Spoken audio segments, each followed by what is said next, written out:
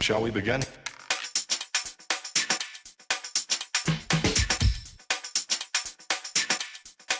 Let's begin. All right, everybody, welcome back to a brand new episode of the Frankly Francisco podcast. I apologize to my audience. I have been out for quite a while.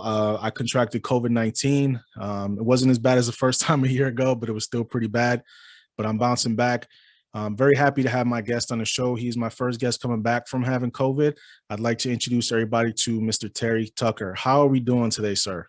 I am great, Francisco. Thanks for having me on. No problem. So for my audience that doesn't know you, please give the audience a little bit of background about what you do and who you are.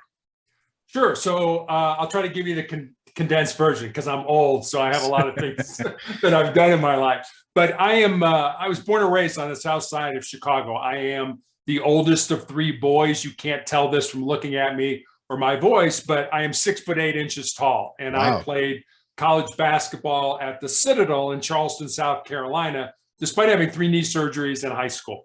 When I graduated from the Citadel, I moved home to find a job, and I'm really going to date myself now, but this was long before the internet was available to help people find employment. And I was all set to make my mark on the world with my newly obtained business administration degree. And I look back now and realize I didn't know anything about business just because I had a degree.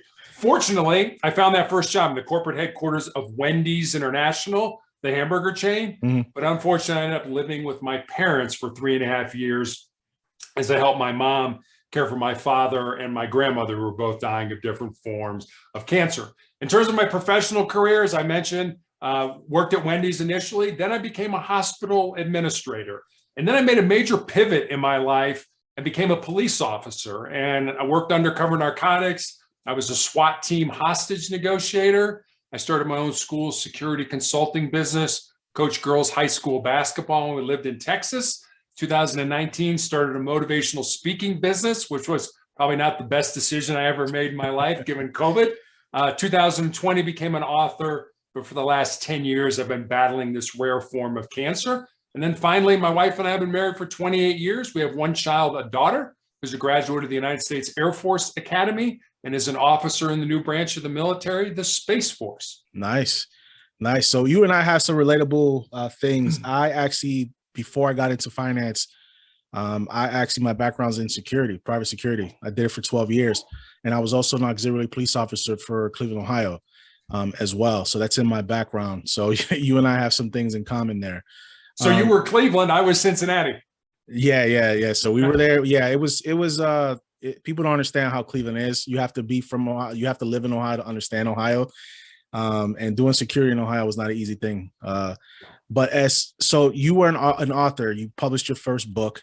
So give me a little bit of background about the book, and let me know what is the premise of the book for the people. So the book is called Sustainable Excellence, the 10 Principles to Leading Your Uncommon and Extraordinary Life.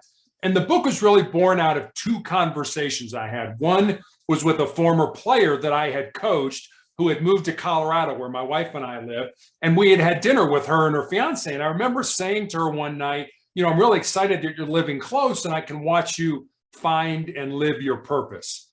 She got real quiet for a while. She looked at me and she said, well, Coach, what do you think my purpose is? So I have no idea what your purpose is, but that's what your life should be about. Finding the reason you were put on the face of this earth and then living that reason. So that was one conversation. And then I had a young man in college who reached out to me on social media. And he asked me what I thought were the most important things that he should learn to not just be successful in his job or in business, but to be successful in life overall. And I didn't want to give him the, get up early, work hard, help others kind of stuff, because I felt that had been done. I wanted to see if I could go deeper with him. So I thought about it for a while. I started taking notes, and eventually I had these 10 ideas, these 10 thoughts, these 10 principles. And so I sent them to him. And then I kind of stepped back and I was like, well, I've got a life story that fits underneath this principle, or I know somebody whose life emulates that principle. So in 2020, in April, I had my left leg amputated because of my cancer. And in June of 2020, I started chemotherapy. So during that roughly 3-month period that I was healing, I sat down at the computer every day and I built stories underneath each of the principles I'd sent that young man. And that's how sustainable excellence came to be. So I respect it a lot though, because you actually found your purpose. With everything that's been going on with you, with the cancer, with the amputation of the leg, you found your purpose and you were able to translate that into a book to try to help others who might need some guidance. So how has the book affected? Have you had responses from folks about the books? Has it somebody, because it only takes one person for you to change their life, for you to, because sometimes it doesn't, you don't have to change 1,000 lives. Just one person's life you can change and it's all worth it. So has anybody come to you and told you this book has been transformational for them, that's helped them cope, that's helped them figure out what they are and who they want to be? Yeah, and that's a great question, because I never had a book published before. I didn't know anything about the publishing industry. My publisher's telling me, there are 800 books published in the United States every day. So, how do you get yours, through, and how do you even know if you've got a book that's worth people reading? I mean, people write books about walking their dog. It's like, really, is that something you want to do? You want to read about? But the funny thing is that I had an 87-year-old man who bought the book, read the book, and then reached out to me, had no idea who this guy was. And he said, if I would have had those 10 principles when I was younger, I would have had a much better life. So, I mean, for me, it was like, I think the book is geared more toward younger people, whether, maybe 16 to your early 30s, at a time in your life when you're trying to figure out, what are you supposed to be doing? How do you get there? How does that look? What am I supposed to, how am I supposed to do that? That's, I think, what the book is about. And so for an 87-year-old man who'd already lived his life to reach out and say, yeah, you know what, this book is definitely going to have an impact. So yes, I mean, that was just one example. And that was kind of the one that really kind of lit my fire up. Well, yeah, maybe I got something here. Well, listen, inspiration comes in many different forms. And it doesn't matter if they're 86, it doesn't matter if they're 15, you're inspiring people. And I think that's what makes what you do a great thing. You know what I mean? Because not everybody can stay focused long enough to do that. Like I write, I do, but I can't finish. Like I have books that I started, to be honest with you, Terry. I have books that I started that's got 4 or 5 chapters in them. Mm-hmm. And then I just stop. I lose my focus on the story and I don't finish it. But you sat there and you actually found the focus that you needed to actually finish the book and print it. And not a lot of people can do that. And I think it's a good thing. So what advice would you give to the younger generation that is looking for that? Let's say you have somebody that wants to write something inspirational, that somebody wants to put something on paper, but they can't focus on that. I'd say listen to your heart. And people have asked me, how did you write this book? And I don't have any great formula, but I'll tell you what I did do. I made myself do this. I had 2 rules, and that was it. The first rule was Monday through Saturday, I would write at least a minimum of 1 page every day. Now, some days I wrote 20 pages, but I would write a minimum of 1 page every day was the first rule. And the second rule was I wouldn't edit anything until I had the initial draft. And so there were days I sat down at the computer, Francisco, and honestly, I wrote junk. I mean, I'm writing and I'm like, this is terrible. There's no way this is ever going to see the inside, of a book. But then the next day I wrote something good, and so you put it all together. And then after you have that draft, you go back and you're like, okay, that's out. No, this is good. This is staying. No, that's out. This is good. And eventually you get something that you're proud of. And so you kind of have to, it's sort of the old Bible verse about, getting rid of the chaff and the wheat at the same time. You don't want to do that. You want to get rid of the chaff, but you want to keep the wheat. You want to keep the good stuff, but you have to grow them all together. So you have to grow the ugly and the crap and then just say, I'm going to get rid of that. And what I'm going to be left with is something I'm really proud of. So how many drafts did this actually take for you to get where you needed to be? How many drafts did it take? How much editing time did it take? Did you do it yourself, or did you have a company step in and edit the book for you? I had a publisher. I had a publishing company, Five Stones Press, that actually did that. So I had 3 different editors.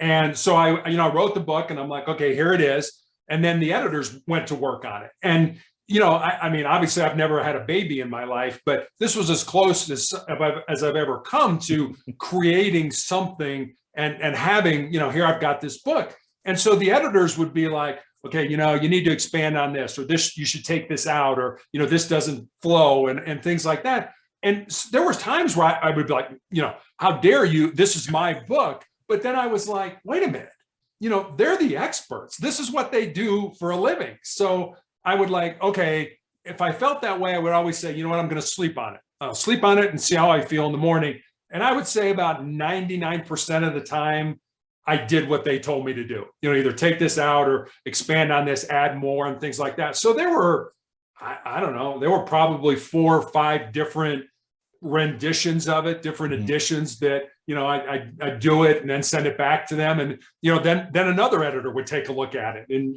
no, this doesn't sound right. It doesn't flow.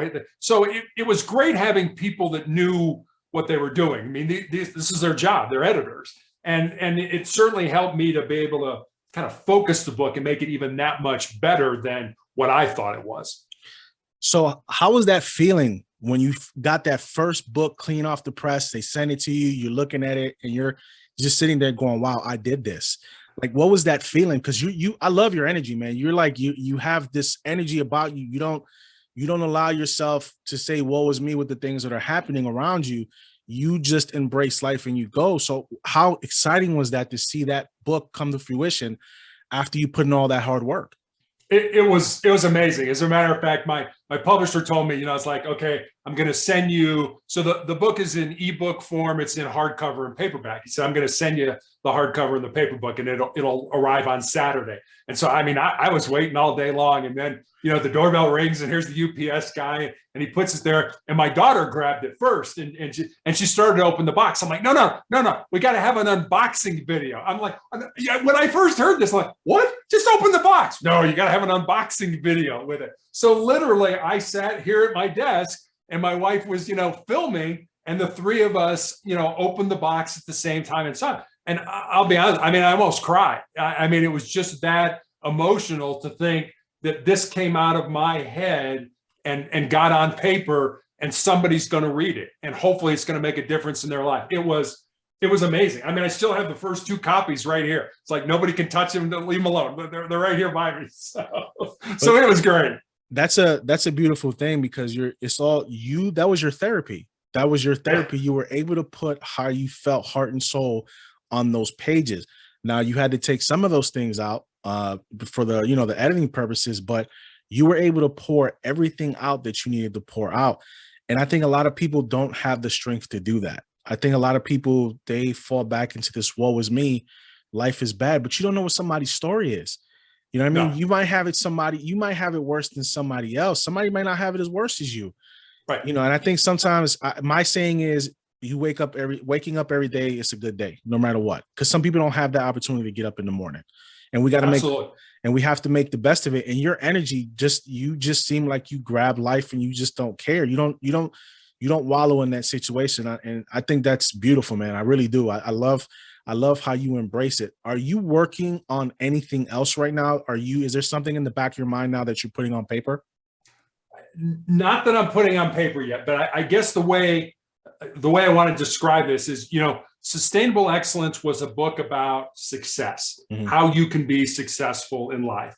I'd like to write another book that also is about a word that begins with S, but that word is significance, because I think significance is what we do for other people.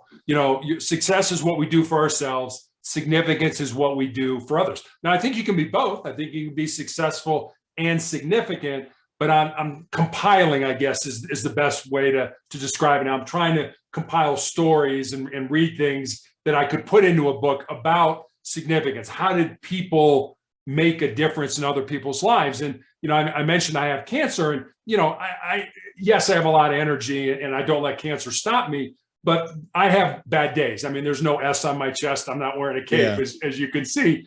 But when I get into those dark times, I get into those ugly places, that's all centered inward. It's like, oh, woe is me, as you said, you wallow in it.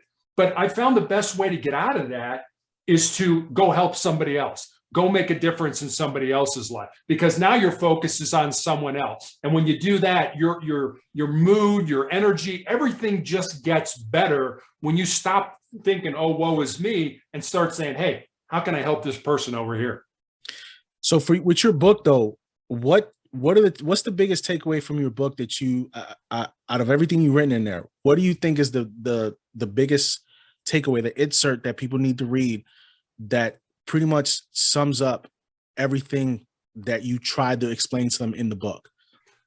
I guess, I don't know if I can answer that because each chapter in the book is a different principle. Mhm. And what I find is that when people read the book, there's one principle, one chapter that really hits home for them. It's like, and the principles are not in any order. Number one is not any more important than number 7 or anything like that. But there's always one. So it's like, this one is for me, or that one is for, and I wrote the book. And so, I know the 10 that are in there, but there's one that resonates with me as well. And I'll give you the chapter title. It's Most People Think with Their Fears and Their Insecurities instead of using their minds. I know I've done that. I know I've done that probably a bunch of times. I've done that too. Yeah, we all have, and it's about how you stop doing that, how you get in there and start, we're all going to experience pain in our lives. And it doesn't have to be cancer pain or any, a chronic illness, or it doesn't even have to be any illness related. You could flunk a test at school, or break up with your boyfriend or your girlfriend, or, not get the promotion at work that you think you deserve. Pain is inevitable. Suffering, on the other hand, suffering's optional. Suffering is what you do with that pain. Do you use the pain to make you a stronger and more determined individual? Or, as you said, do you wallow in it and want people to feel sorry for you and feel sorry for yourself? As I said, I think the best way when we get into those places is to start looking outside, is to start finding people that we can make a difference in their lives. And if you do that, then your life doesn't look as bad. But I think some people tend to wallow to get attention. I think some people tend to use that suffering and use that pain to make people feel bad for them so they can get the attention that they're looking for. And I think that's a kind of a toxic behavior. But I'm glad with the book, with the 10 principles, you're giving, it's not a one size fit all. There's options for people to say, listen, this principle fits me the best. This principle fits me the best. And I think that's something that can resonate with a bunch of people. People just have to be willing to open the pages and read. I think we're in a generation now where everybody wants everything now. It's a microwave generation. People don't want to work for what they had. But I think this book can resonate with a large group of people, and they can help them, because some people don't realize, you when you bring that suffering and that pain inwards, it'll eat you alive. Yeah, it will eat you alive, and people can stay depressed for years on end and just don't know how to get out of it, or don't want to get the help to get out of it. Right. It's just a self-fulfilling prophecy. And you know this. And if you think about it, our life is based on the choices that we make and the outcomes of those choices. I've always said this, we're all unique, but I got news for you. None of us are special, and so, I love saying that. And so, people that, that are toxic, and I always say this, Francisco, if I didn't know you, but I knew the 5 people that you hung around with the most, I could probably tell you a lot about yourself. So if you've got people in your life that are toxic, that don't have your best interest in mind, that aren't uplifting you, that don't care and love you, get those people out of your life and surround yourself with people that do care about you, that do uplift you, and that love you enough to tell you the truth, even if that truth is a sacrifice with your relationship. But what do we do? People are like, hey, Terry, you're kind of messing up here. What do we say? Well, you're not my friend anymore. Oh, trust me. Those people are your friends. Those are the people that love you and care about you enough that they're willing to tell you the truth, even though they may sacrifice the relationship that they have with you. Well, funny you say that, because I had to cut off family members. I had to cut off family members. I had to cut off friends, because we moved from Cleveland I'm in South Carolina now. So, and we learned who our friends were and who our friends weren't when we moved. And it's amazing how fast people forget, out of sight, out of mind, how fast people forget you, and, they don't know how to reach out. But I've always been a family guy. I've always been the guy who always tries to keep my family close. And at one point I stopped reaching out because I was letting my guilt get the better of me. Like, you know what I mean? Because you feel like you're obligated.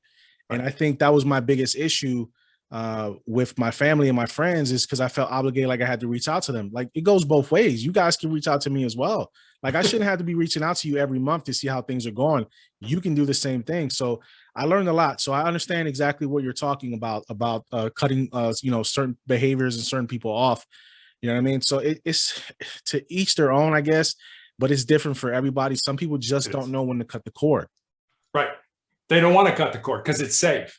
And, and that's the thing. And our brains are hardwired to avoid pain and discomfort and to seek pleasure. So to the brain, the status quo, the way things are right now is good. Don't mess with it. Even if it's toxic, even if it's bad for you, it's still known. And I don't want to mess with it. But, and you know this, the only way you're going to grow, the only way you're going to get better is if you step outside those comfort zones. Mm-hmm. And I try to do this myself every single day.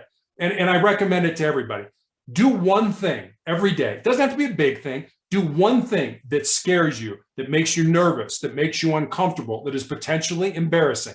Do that one thing every day. And if you do that, when the big things in life hit, and they hit for all of us, you lose somebody close to you, you're living out of your car, you've lost your job, whatever it is, you'll be so much more resilient to be able to handle those things than those people that are like, oh, nope, gotta stay. It's comfortable. It's toxic, but it's comfortable. Get toxic out of your life. Yeah, funny thing you said that about living out of your car. Actually, when we moved down to South Carolina, I actually had to leave first. And I was living out of my vehicle for 3 months because I had to pay my mortgage, the rent back in Ohio for my wife and my kids. And I would drive from South Carolina to Ohio every weekend, literally every weekend until we moved. So I was living out of and I have sleep apnea. So I have a mask and I couldn't sleep with my mask in the vehicle. So I made sacrifices to get where I am now. So you can't listen to people sometimes because people will try to captain your ship just to sink it. You know what I mean? They just, you're right. You know what I mean? They just don't want to see you succeed, but you have to break those barriers and move forward. Now, I just got to ask you this question. Go for it. With all the experience you have in policing, do you ever think you're going to write a book about your experiences with that? No. Because you got to have stories. There's got to be stories out there from everything. I mean, we do. Yeah. But it's the same kind of thing. And I'm not going to compare this to people in combat. I mean, it certainly isn't. But the things you see as a police officer are things that you shouldn't see. They're things you don't want to see. And, I just assume those die with me. I mean, gotcha. I met great people. I worked hard to help people, and I did.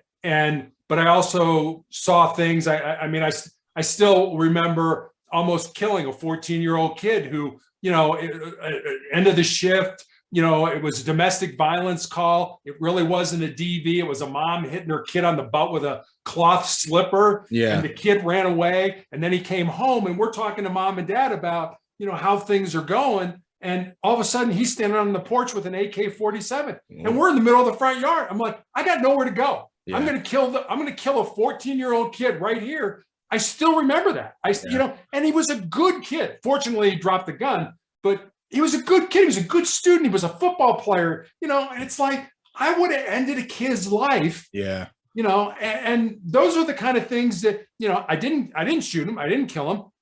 So it's not going to make the news. It's people don't know. It's like, go home and go about your business. But I think some of that trauma, you're right. I think some of that trauma needs to be left unsaid. You know what I mean? I think some of that stuff, it's good not to put out there. But I was just thinking, because with all the years that you worked some people tend to put out books about their experience doing it. Because, people don't realize in that line of business, you can get PTSD in that job. People don't realize that firefighters see things that nobody should see either in certain situations. So, but I really do respect it though, because you put that time and that effort in. But like I said, you shifted and you focused to your book now. So let my audience know where they can find your book at. So Sustainable Excellence is pretty much available anywhere you can get a book online. You can get it at Amazon, get it at barnesandnoble.com. You get it through Apple iBooks. Anywhere you can find a book online, you can find Sustainable Excellence. Okay. All right. Beautiful. Is there, so you right now, are you holding like any seminars for the book? Are you doing book readings? Are you like online stuff that you're doing for people? Are you coaching anybody? Do you have things like that in the works as well? I don't yet. Actually, I just signed a contract to work with a company out of Texas that I'm going to put together a membership program around the book, and there's going to be more content and deeper stuff like that. I've really kind of resisted doing that because I didn't write the book. I don't do this to make money, to get famous, to do. I do it to try to help people, but enough people were like, you really should do this. You really, not to monetize it to make money, but to get more content out there, to get more people, access, I guess, to the book and what you were thinking and why you put this story in versus another one and things like that. So that's really all I'm doing. I'm in a clinical trial for the tumors in my lungs right now. So I'm still being treated for cancer every third week. So I don't have a ton of time, but the time I have, I want to use to help people. I want to use to make a difference. So you're doing chemo every couple of weeks? Every third week. Every third for week? a whole week. I go. It's actually a clinical trial of a drug that, and then I didn't know this about cancer. Cancer, basically, the reason it proliferates in your body is it secretes a hormone that hides it from the immune system. And what this clinical trial drug does is unmask the cancer so that your immune system can attack it. Now, it's probably not going to save my life, but the way I look at it is it may save the life of somebody else, 5 years from now, 10 years from now, based on all the data that the doctors are getting from my blood tests and my scans and things like that. So I continue to go. It's a very hard process. I have the drug, and then 2 hours later, I start throwing up and shaking, and it's another ugly part of life. Well, I'm rooting for you, man. I really am. Thank I'm hoping you recover. I hope you can get this thing into remission. I hope they can, because you have too much knowledge in your head. You have too much passion for life as a father and as a husband. You have too much of that for it to be extinguished at an early age. You know what I mean? So like I said, I'm rooting for you. I wish you nothing but success. I really want to get you back on the show at some point, because I just love the energy. I love it. You know what I mean? It's infectious, and we need more people like you in the world that don't allow misfortunes to affect how they view the world. Because you view the world, there's negatives there, but you view the world as with positive as well, because you have stuff to live for. Yeah. You know what I mean? You have stuff to look forward to. You get up every day knowing your wife is going to be there, knowing your daughter's there. I'm the same. I'm a father of 5, my wife, my kids. So I know I have stuff to look for. There's dark days for everybody. I have dark days too. I have stressful days. But I know if I get up and I continue, I see my wife, I see my kids, it makes things better. It makes me want to move forward. So thank you so much for coming on the show. It's been an absolute pleasure, and we will see you guys next time.